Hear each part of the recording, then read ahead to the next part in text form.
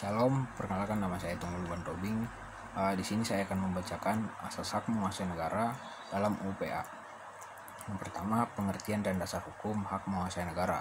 Hak menguasai negara adalah suatu kewenangan atau wewenang formal yang ada pada negara yang memberikan hak kepada negara untuk bertindak baik secara aktif maupun pasif dalam bidang pemerintah negara. Dengan kata lain, wewenang negara tidak hanya berkaitan dengan wewenang pemerintah semata, akan tetapi meliputi juga wewenang dalam rangka melaksanakan tugasnya. Tanpa adanya penguasaan negara, maka tidak mungkin tujuan negara yang telah ditetapkan dalam konstitusi ataupun undang-undang dasar dapat diwujudkan. Namun demikian, penguasaan oleh negara itu tidak lebih dari semacam penguasaan kepada negara yang serta dengan persyaratan tertentu, sehingga tidak boleh digunakan secara sewenang-wenang yang dapat berakibat pelanggaran hukum kepada masyarakat. Pada dasarnya, pemberian kekuasaan bisa dibedakan menjadi dua macam, yaitu yang pertama, pemberian kekuasaan yang sifatnya atributif. Pemberian kekuasaan semacam ini disebut sebagai pembentukan kekuasaan, karena dari keadaan yang belum ada menjadi ada. Kekuasaan yang timbul karena pembentukan ini sifatnya asli. Pada pembentukan kekuasaan ini semacam menyebabkan adanya kekuasaan baru. Yang kedua itu, pemberian kekuasaan yang sifatnya derivatif. Pemberian kekuasaan yang disebut juga sebagai pelimpahan kekuasaan karena dari kekuasaan yang telah ada dialihkan kepada badan hukum lain, publik lain. Oleh karena itu, sifatnya derivatif. Secara formal, kewenangan pemerintah untuk mengatur bidang pertanahan tumbuh dan mengakar dari pasal 33 ayat 3 Undang-Undang Dasar 1945 yang menegaskan bahwa bumi, air, dan kekayaan alam yang terkandung di dalamnya dikuasai oleh negara untuk pergunakan bagi sebesar-besar kemakmuran rakyat. Sebelum amandemen Undang-Undang Dasar 1945, pasal 33 ayat 3 tersebut dijelaskan dalam penjelasan pasal 33 alinea 4 yang berbunyi, bumi dan air dan kekayaan alam yang terkandung di dalamnya adalah pokok-pokok kemakmuran rakyat. Sebab itu harus dikuasai oleh negara dan dipergunakan untuk sebesar-besarnya kemakmuran rakyat.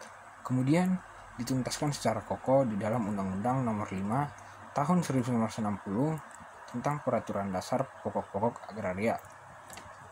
Hukum tanah Indonesia berdasarkan Undang-Undang Pokok Agraria Nomor 5 Tahun 1960 tersebut mengisyaratkan bagi pembuat undang-undang dalam membentuk hukum tanah nasional jangan sampai mengabaikan, melainkan harus mengindahkan unsur-unsur yang bersandar pada hukum agama. Yang berikut, perusahaan-perusahaan yang penting akan diurus oleh negara sendiri. Pada hakikatnya, negara yang akan menentukan di mana, di masa apa, perusahaan apa yang akan diselenggarakan oleh pemerintah pusat atau oleh pemerintah daerah, atau yang akan diserahkan pada suatu badan hukum privat atau kepada seorang. Itu semua tergantung dari pada kepentingan negara atau kepentingan rakyat seluruhnya. Begitupun tentang hal tanah pada hakikatnya. Negara menguasai tanah seluruhnya, tambang-tambang yang penting untuk negara yang akan diurus negara sendiri. Pasal 2 UUPA yang merupakan aturan pelaksanaan pasal 33 ayat 3 Undang-Undang Dasar 1945 dijelaskan pengertian hak menguasai sumber daya alam negara sebagai berikut.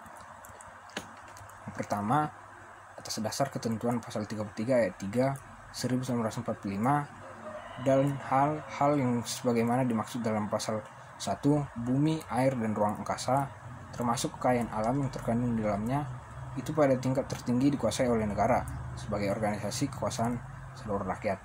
Yang kedua, hak menguasai negara tersebut dalam ayat 1 pasal ini memberikan wewenang untuk A. Mengatur dan menyelenggarakan peruntukan, penggunaan, persediaan, dan pemeliharaan bumi, air, dan ruang angkasa.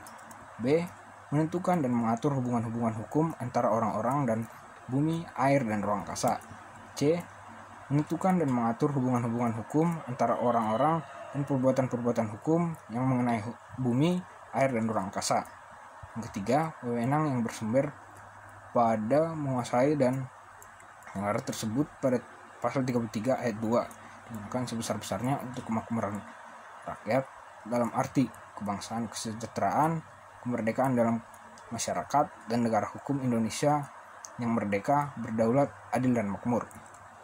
Yang keempat, hak menguasai dari negara tersebut di atas pelaksananya dapat dikuasakan kepada daerah-daerah swasta, dan masyarakat hukum adat sekedar diperlukan dan tidak bertentangan dengan kepentingan nasional menurut ketentuan-ketentuan peraturan yang berlaku.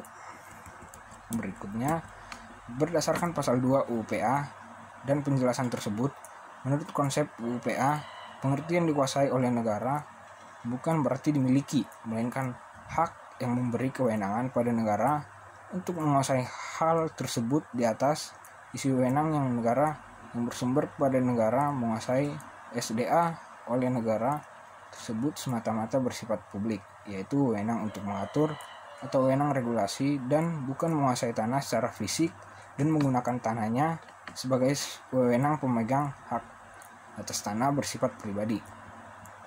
Hal ini dipertegas pada pasal 9 ayat 2. Tiap-tiap warga negara Indonesia, baik laki-laki maupun wanita, mempunyai kesempatan yang sama untuk memperoleh suatu hak atas tanah serta untuk mendapat manfaat dan hasilnya, baik bagi diri sendiri maupun keluarganya. Yang berikut, wewenang negara untuk mengatur hubungan hukum antara orang-orang termasuk masyarakat hukum adat dengan tanah terkait erat dengan hukum antara tanah dan negara hukum.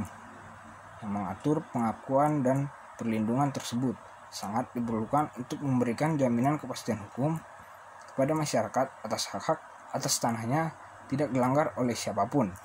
Oleh karena itu, sangat tidak tepat jika melihat hubungan negara dengan tanah terlepas dari hubungan antara masyarakat hukum adat dengan tanah ulayat dan hubungan antara perorangan dengan tanahnya.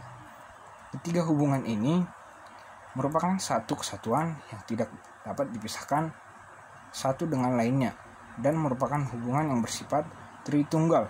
Hubungan hukum antara negara tanah melahirkan hak menguasai tanah oleh negara, hubungan masyarakat hukum adat dengan tanah ulayatnya melahirkan hak ulayat, dan gabungan antara perorangan dan tanah melahirkan hak-hak perorangan atas tanah. Sekian, lebih kurangnya saya ucapkan terima kasih.